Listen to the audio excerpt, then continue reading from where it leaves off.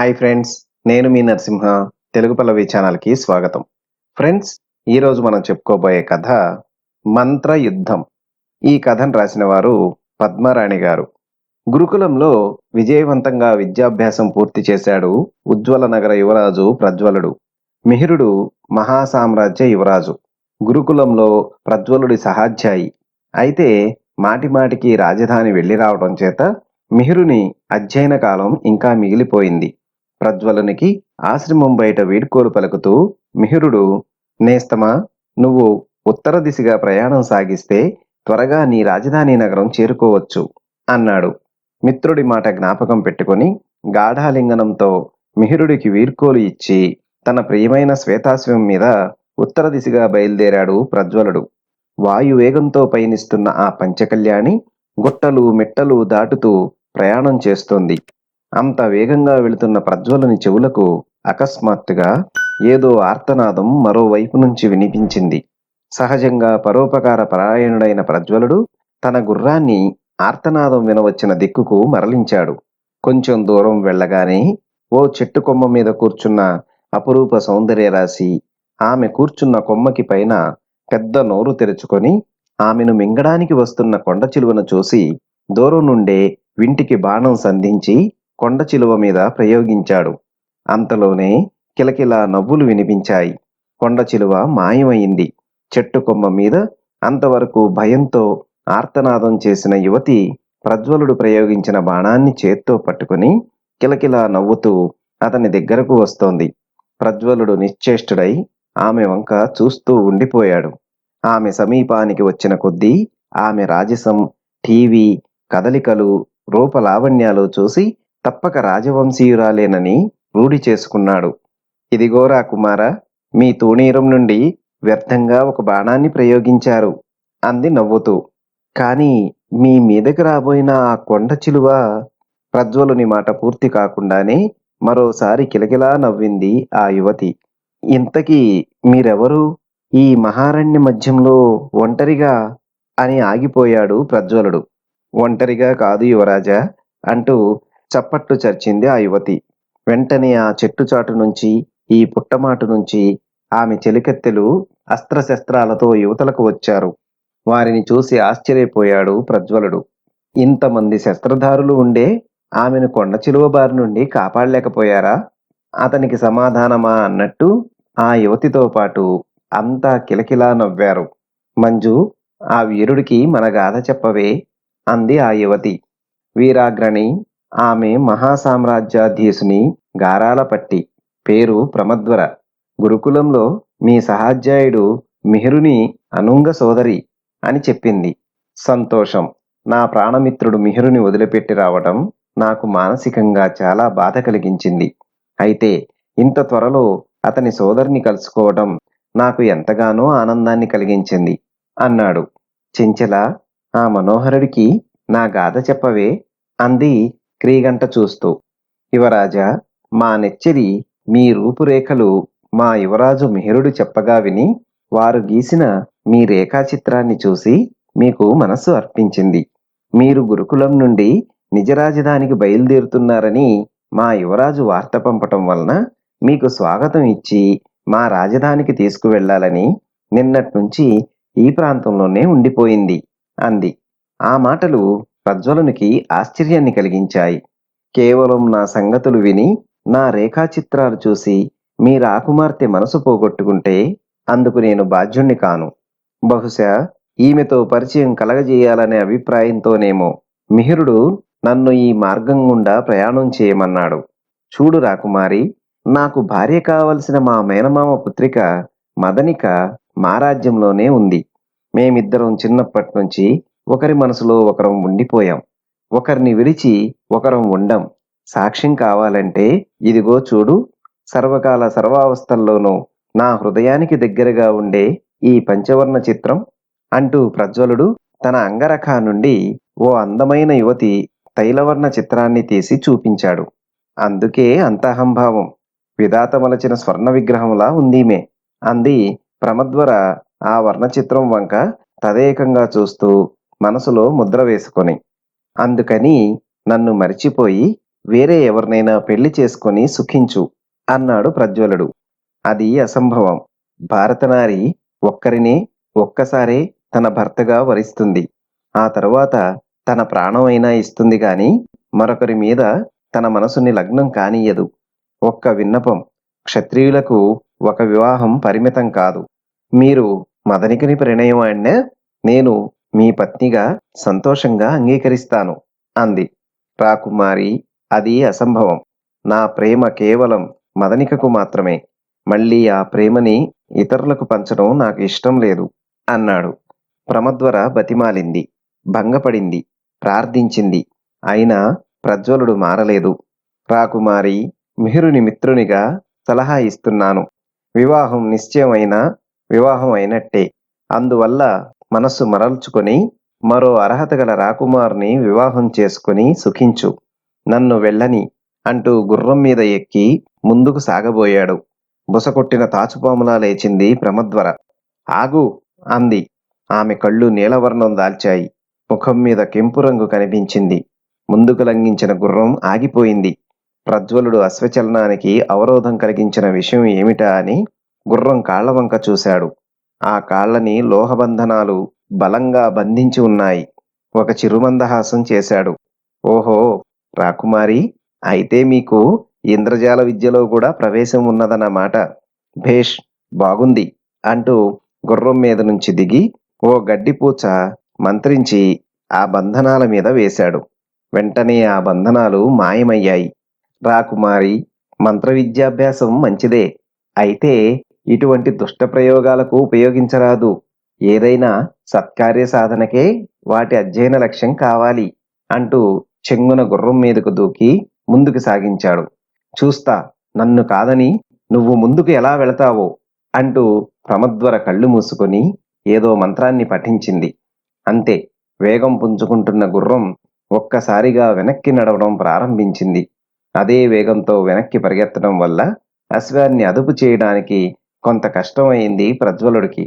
ఓహో, తిరోగమన మంత్ర ప్రభావమా అంటూ ఓ చెట్టు కొమ్మని బలంగా పట్టుకున్నాడు. గుర్రం వెనక్కి వచ్చి ప్రమద్వర ముందు ఆగిపోయింది. ప్రమద్వర నడుమున చేతులు పెట్టుకొని వికటంగా నవ్వుతూ, చెప్పానా, నా మాట తృణీకరించి నువ్వు వెళ్ళలేవని అంది హేళనగా. చూడు ప్రమద్వర, మంత్ర విద్యలో ఇవి మొదటి పాఠాలు. మేము వీటిని బాలలేఖనం అంటాము. అంటే చిన్నపిల్లల ఆటలన్నమాట. ఇలాంటి విద్యలు చిరాకు కలిగిస్తాయి గాని ప్రమాదాలు సృష్టించవు. నన్ను వదిలేయి, లేదా నీ మంత్ర విద్యలను నిస్సారం చేసి వెళ్లే శక్తి నాకుంది. చూస్తావా అంటూ ఓ ఆకును మంత్రించి గుర్రం చుట్టూ తిప్పి ముందుకు విసిరాడు. గుర్రం ముందుకు కదిలింది. మరోసారి పక్కపక్కలాడింది ప్రమద్వర. ఆమె పెదవులు కదిలాయి. ముందుకు వెళుతున్న గుర్రం ఎదుట ప్రత్యక్షమైన పర్వతాన్ని చూసి ఆగిపోయింది. చిరాకు పడ్డాడు ప్రజ్వలుడు. ప్రమద్వర, ఇంతసేపు నా ప్రియమిత్రుడు మిహిరుని సోదరివని ఉపేక్షించాను. ఏదో పసితనపు విలాసాలు అని సరదా పడ్డాను.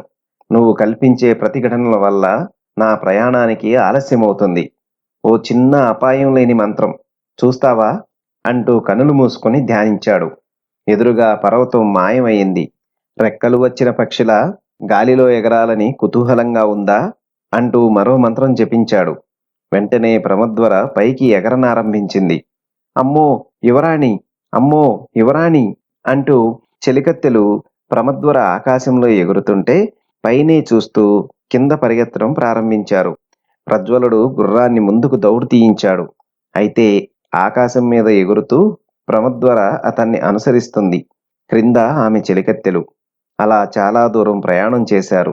చివరకు ఓ తటాకం ఒడ్డున ప్రజ్వలుడు ప్రమద్వరకు తిరోగమన మంత్రం ప్రయోగం చేస్తూ, ప్రమద్వర, కేవలం నా మిత్రుని సోదరివనే అభిప్రాయంతో నా మంత్రాన్ని ఉపసంహరించాలనుకుంటున్నాను. ఎప్పుడూ ఎదుటివారి బలం తెలియకుండా ఇటువంటి పిల్ల చేష్టలు చెయ్యకు. ఇలాగే ఎగురుతూ నువ్వు నీ చెలులు సరాసరి మహాసామ్రాజ్యాన్ని చేరుకోండి అని ముందుకు సాగిపోయాడు. ప్రమద్వరతో పాటు చెలికత్తెలు కూడా ఆకాశంలో ఎగరసాగారు తమ సామ్రాజ్యం వైపు. ప్రమద్వరను వెనక్కి పంపి తన సామ్రాజ్యాన్ని చేరిన ప్రజ్వలుడు తనను ఆహ్వానించడానికి రాజ్య సరిహద్దులకు వచ్చిన వారందరి ముఖాలు విషాదంగా ఉండడం గమనించాడు. ముఖ్యంగా తన ప్రాణంలో ప్రాణమైన మదనిక తనను ఆహ్వానించడానికి వచ్చిన వారిలో కనిపించకపోవడంతో అతని మనస్సు కీడు శంకించింది. మాతృశ్రీ మదనిక ఎక్కడ అని అడిగాడు ఆతృతగా. మహారాణి సమాధానంగా కన్నీరు కార్చింది. ప్రజ్వలుని అనుమానం బలపడింది. ఆపండి మంత్రాలు, కట్టిపెట్టండి మంగళతూర్యారావాలు అంటూ వెర్రిగా అరుస్తూ గుర్రం కూడా ఎక్కకుండా మదనిక మదనిక అంటూ అంతఃపురం వైపు వెర్రివాడిలాగా పరిగెత్తసాగాడు. ప్రజ్వలుడు పరిగెత్తడంతో మహారాజు, మహారాణి, మంత్రి, సామంతులు, దండనాథులు, భటులు అందరూ రాజవీధుల గుండా అంతఃపురం వైపు పరిగెత్తుతుంటే ఎంతటి ఆపద ముంచుకు వచ్చి రాజకుటుంబం, పరివారం అలా పరిగెడుతున్నారో అని ప్రజలందరూ వారి వెంట పరిగెత్తసాగారు. ప్రజలందరూ కోట ద్వారం దగ్గర ఆగిపోగా మహారాజ కుటుంబం కోటలోకి పరిగెత్తి అంతఃపురాన్ని సమీపించారు. మదనిక అంటూ మూసిన తలుపులు తన్నుకుంటూ శయన మందిరంలోకి ప్రవేశించి తల్పం మీద శవాకారంగా పడి ఉన్న మదనికను చూసి శిలావిగ్రహంలా నిలబడిపోయాడు ప్రజ్వలుడు. అంతవరకు మదనిక తల్పం చుట్టూ నిలబడ్డ వైద్యశిఖామణులు యువరాజు రాకతో అందరూ అభివాదం చేశారు. ఏమైంది, నా మదనికకి ఏమైంది అంటూ వెర్రిగా అరిచాడు. తెలియకుండా ఉంది యువరాజా, చెలులతో నవ్వుతూ తుళ్ళుతూ మీరు వస్తున్నారని అపరిమిత ఆనందం చెందుతున్న వారు అకస్మాత్తుగా వెనక్కి విరుచుకుపడిపోయారు. మేం ఎన్ని రకాల ఓషధులు వాడినా స్పృహ రాలేదు. ఆమె ఇంద్రియాలన్నీ సవ్యంగా పనిచేస్తున్నట్టే. అయితే కనువిప్పి చూడడం గాని, పెదవి విప్పి పలకడం గాని చెయ్యలేరు అన్నారు. ఎప్పటినుంచి ఈ పరిస్థితి అని అడిగాడు ప్రజ్వలుడు. 3 రోజుల నాటి మధ్యాహ్నం 3వ జాము నుంచి అన్నారు వైద్యులు. ప్రజ్వలుడు ఆలోచించసాగాడు. అందుకు కొద్ది సమయం ముందుగానే తాను ప్రమద్వరను తన మంత్రబలం నుండి విడుదల చేసి ఆమె నగరానికి పంపాడు. బహుశా ఆమె తన రాజధానికి చేరిన తర్వాత మరెవరి సహాయంతో అయినా మదనిక మీద ఈ ప్రయోగం చేసి ఉండవచ్చు.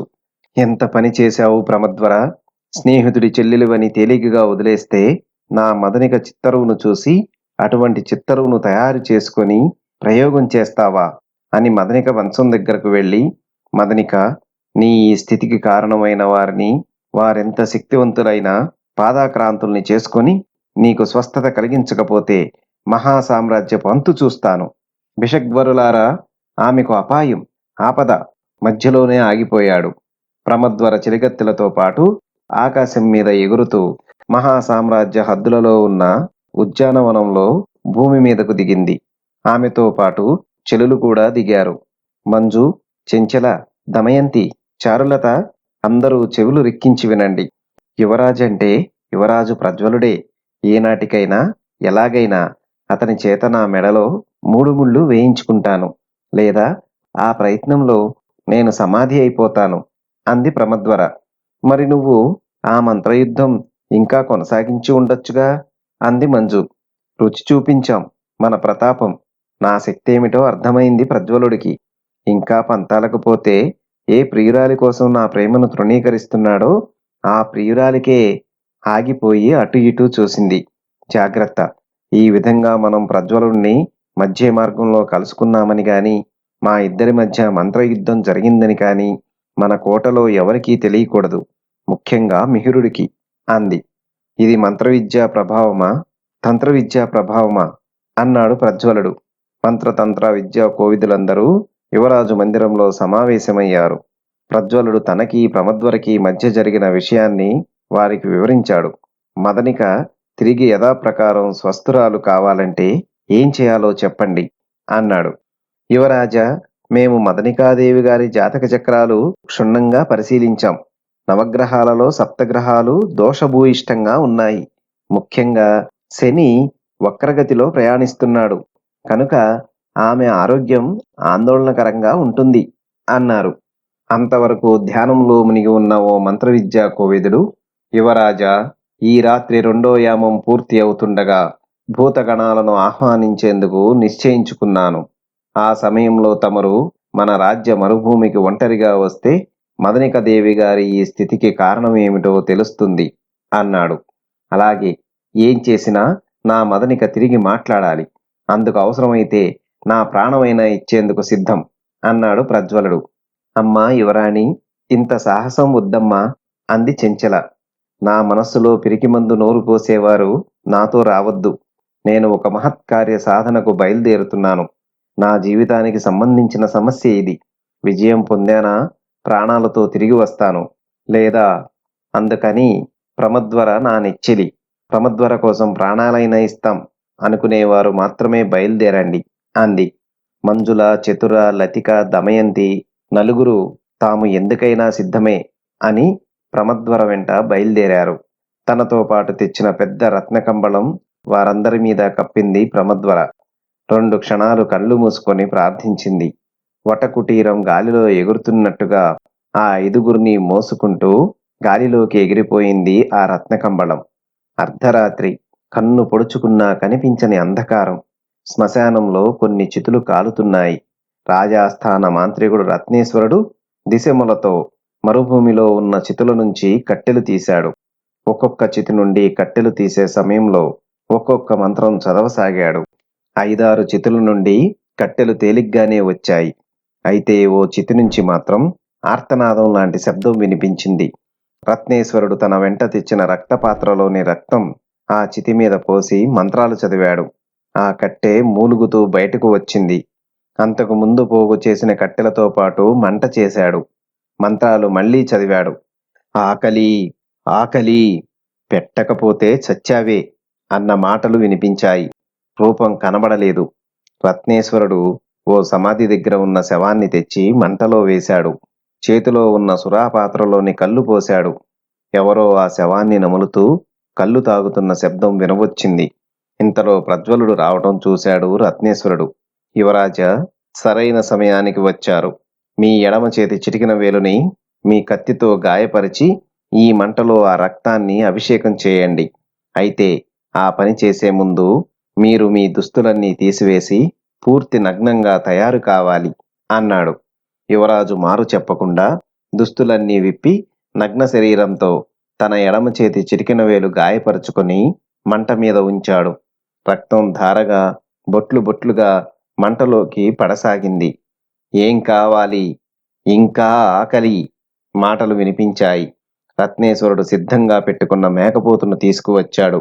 రత్నేశ్వరుడి చేతిలో నుంచి ఎవరో ఆ మేకపోతును లాక్కున్నట్టు అంతలోనే మేకపోతు చావు కేక. మళ్లీ ఆ రక్తం తాగుతూ మేకపోతును తింటున్న చప్పుడు విని రత్నేశ్వరుడు అందించిన సురపాత్ర అందుకొని నాతో ఏం పని వినిపించింది. ఆకారం కనిపించలేదు. నా మదనికను ఈ విధంగా మృత్యుముఖానికి తెచ్చింది ఎవరు అన్నాడు ప్రజ్వలుడు. ప్రతిద్వందులు పేరు కావాలి అన్నాడు ప్రజ్వలుడు. మౌనం కొంతసేపు. మరీ ప్రమాదం రాబోతుంది రాజ్యానికి. నూరామడలలో పులికోన, గుహాంతర్భాగం, కాళీ ఆలయం, ఆత్మాహుతి అని మరికొన్ని మాటలు వినిపించాయి. ఆ తర్వాత ఆ చితిలోంచి ఓ నీలిమంట లేచి కోట వైపు ప్రయాణించసాగింది. రత్నేశ్వరుడు, యువరాజా, ఆ మంటతో పాటే వెళ్ళు అన్నాడు. అర్ధరాత్రి ఉజ్వల రాజాంతఃపురంలో మదనిక శయ్యాగారం ముందు కావలి కాస్తున్న భటులందరూ ఒక్కసారిగా ఆవలించారు. వారి నాసికా పుటాలకు ఏదో గాఢమైన వాసన తగిలింది. అంతే, ఒక్కొక్కరుగా నేలకు ఒరిగి గాఢ నిద్రలోకి జారుకున్నారు. శయ్యా మందిర ద్వారాలు వాటంతటవే తెరుచుకున్నాయి. శవాకారంగా పడి ఉన్న మదనిక మంచాన్ని పర్యవేక్షిస్తూ 10 మంది వైద్య శిఖామణులు నిలబడి ఉన్నారు. ఒకరు ఆమె నాడి పరిశీలిస్తున్నారు. మరొకరు ఆమె శ్వాసను శ్రద్ధగా చూస్తున్నారు. ఇంకొకరు మదనిక శరీరం మీద సుగంధ ద్రవ్యాలు చిలకరిస్తున్నారు. మరొకరు ఆమె నాసికాపుటాల్లోకి శ్వాసను పంపించడానికి ప్రయత్నం చేస్తున్నారు. చల్లటి గాలి అధిక సుగంధంతో వారి ముక్కులను సోకింది. అందరూ చేష్టలుడిగి అలాగే నిలబడిపోయారు. వారు మేలుకున్నారో నిలబడి నిద్రపోతున్నారో కూడా చెప్పడం సాధ్యం కావడం లేదు. కొన్ని నీడలు మదనిక తల్పం మీదకు పాకాయి. మరుక్షణం మదనిక శరీరం ఎవరో ఎత్తుకున్నట్టు గాలిలోకి లేచింది. చికిత్సకులందరూ కన్నులు తెరుచుకుని చూస్తుండిపోయారు గాని మంత్రబద్ధులైనట్టు ఒక్కరు కూడా కదల్లేదు. వారు అలా చూస్తుండగానే మదనిక శరీరం గాలిలోకి తేలుతూ శయ్యాగారం నుంచి యువతలకు వచ్చింది. ఇంతలో నీలికాంతి దూరంగా కనిపించడంతో ఆ శరీరం అంతఃపుర గవాక్షం గుండా అసంఖ్యాక భటుల కన్నుల ముందు నుంచే ఆకాశం వైపు ఎగిరిపోయింది. ఆ శరీరం అలా వెళ్ళగానే మరుభూమి నుండి బయలుదేరిన ఆ నీలిమంట, ఆ వెనకనే రత్నేశ్వరుడు, ప్రజ్వలుడు అంతఃపురంలోకి చొచ్చుకు వచ్చారు. కావలి భటులింకా మంత్రబంధం నుండి కోలుకోలేదు. రత్నేశ్వరునితో పాటు యువరాజు ప్రజ్వలుడు మదనిక శయ్యాగారంలోకి ప్రవేశించి స్తంభించి నిలబడిపోయారు. శయ్య శూన్యంగా ఉంది. నిర్జీవ ప్రతిమల ఆ శయ్యపై పడి ఉన్న మదనిక కనిపించలేదు. నిలబడి నిద్రిస్తున్న వారి వంక చూసి పరిస్థితి అర్థం చేసుకున్న రత్నేశ్వరుడు, యువరాజా, వీరి విషయంలో నేను తగిన జాగ్రత్తలు తీసుకుంటాను. నువ్వు వెంటనే మరుభూమికి వెళ్ళి మరోసారి రక్తాభిషేకం చేసి అక్కడ లభించిన వివరాల ప్రకారం ప్రవర్తించు అని చెప్పాడు. మారు సమాధానం చెప్పకుండా ప్రజ్వలుడు మరుభూమికి సాగాడు. మదనిక శరీరం ఎవరో మోసుకు వెళ్తున్నట్టు ఆకాశం మీద వెళ్తూ ఉంది. ఆ సమీపంలోనే ప్రజ్వలుడు మరుభూమి వైపు పరిగెడుతున్నాడు. కాని అతనికి ఆమె శరీరం కనిపించలేదు. ఏదో వస్తువు తన తలపై నుండి ఎగిరిపోయినట్టు మాత్రం అనుభూతి పొందాడు. మరుభూమిలో రత్నేశ్వరుడు చేసిన చితి ఇంకా మండుతూనే ఉంది. గభాలన కట్టుకున్న దుస్తులు విడిచి చేతిని గాయపరుచుకున్నాడు. రక్తం మంటల్లో పోశాడు. దాహం, దాహం అన్న మాటలు వినిపించాయి. వెంటనే ఆ పక్కనే ఉన్న సురాభాండం ఎత్తి మంటలో కుమ్మరించాడు. ఎవరో ఆకారం లేని వ్యక్తి త్రేంచినట్టు వినిపించింది. పులికోన, కొండ గుహ, కాళికా విగ్రహం, 100 ఆమడ, 5 రుద్రాక్షలు ఆపదలో ఉద్ధరిస్తాయి. పోతున్నా, రమ్మన్నారాను, పిలిచావో ప్రమాదం. ఆ తర్వాత నిశ్శబ్దం. ఆశ్చర్యంగా చూస్తున్న ప్రజ్వలుని నెత్తిన ఒకదాని వెంట ఒకటిగా 5 రుద్రాక్షలు పడ్డాయి. ప్రజ్వలుడు అంతకు ముందు విడిచిన దుస్తులు ధరించి రుద్రాక్షలను అంగరఖాలో భద్రపరుచుకున్నాడు. ఆ అంగరఖాలో అంతకు ముందుగానే ఉన్న మదనిక తైలవర్ణ చిత్రాన్ని ఆ రుద్రాక్షలు తాకాయి. ఆకాశంలో ఎగురుతున్నట్టుగా వెళుతున్న మదనిక శరీరంలో కదలిక ఏర్పడింది. మదనిక శరీరాన్ని మనం తీసుకురావడం మంచిదే అయ్యింది. ఈ కదలిక శయ్యామందిరంలో వచ్చి ఉంటే ఆమె శరీరాన్ని కదిలించటం కష్టమయ్యేది. మరొక్క క్షణం మదనిక శరీరం అక్కడ ఉండి ఉంటే ప్రజ్వలుడు, ఆ మంత్రాల మాయగాడు రత్నేశ్వరుడితో వస్తే మన ఆట కట్టేది. అందుకే కదా భూతదివ్వే నీలజ్యోతి చూడగానే మనం గవాక్షం నుంచే యువతలకు వచ్చాం గదా. మాటలు వినిపిస్తున్నాయి గాని ఆకారాలు కనిపించడం లేదు. ఆ మాటలు వినిపిస్తుండగానే మర్యాదగా మదనిక శరీరాన్ని వదిలి పారిపోండి, లేకపోతే మీకు మంచి జరగదు అన్న హెచ్చరిక వినిపించింది. అంతవరకు మదనిక శరీరాన్ని శయ్యాగారం నుండి తీసుకురాగలిగాం అని సంతోషపడుతున్న వారి మాటలు అకస్మాత్తుగా ఆగిపోయాయి. అకస్మాత్తుగా మదనిక శరీరం మళ్లీ గాల్లోకి లేచింది. వేగంగా ప్రయాణం చేస్తూ ఆకాశంలో ఎగరసాగింది. ఆ వెనుకనే నీలి నీడలు అనుసరించాయి. ప్రమద్వర, ఎంత పని చేశావు! ఏదో సాధారణ మంత్రజాలం వినోదానికి నేర్చుకున్నావు అనుకున్నాను కాని నీకు ఆ విద్యలో ఇంత గాఢ ప్రవేశం ఉందని తెలుసుకోలేకపోయాను అంటూ అంతరిక్షంలోకి ప్రయాణం సాగించాడు ప్రజ్వలుడు. ముందు మదనిక శరీరంతో పాటు మహావేగంతో ఆకాశ మార్గాన పయనిస్తున్న అదృశ్య ఆకారాలు పులికోన సమీపాన గల కొండ గుహ వద్దకు చేరాయి. ఆ వెనుకనే అంత వేగంతో నీలి నీడలు ఆ ప్రదేశాన్ని సమీపించాయి. గృహద్వారం వద్ద బ్రహ్మాండమైన కాళికా విగ్రహం ఉంది. ఆ విగ్రహం చూపరులకు భీతి గొలిపే విధంగా ఉంది. అదృశ్య ఆకారాలు మదనిక శరీరాన్ని ఆ విగ్రహం ముందుకు చేర్చాయి. అయితే మదనిక చివాల్న లేచింది.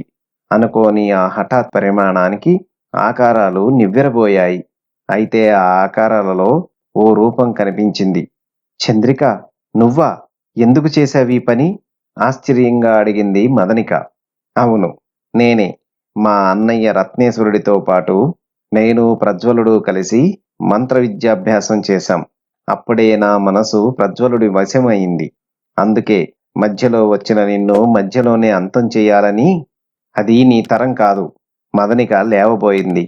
ఆ మాట ఆమె నోటి నుండి వెలువడగానే చంద్రిక ఓ మంత్రం జపించింది.